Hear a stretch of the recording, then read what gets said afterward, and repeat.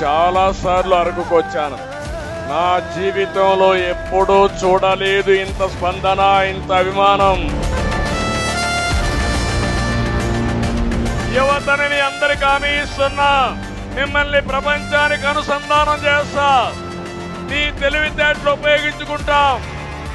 మిమ్మల్ని పూర్తిగా పైకి తీసుకొచ్చే బాధ్యత నాదని మా యువతకు అందరికి హామీ ఇస్తున్నా.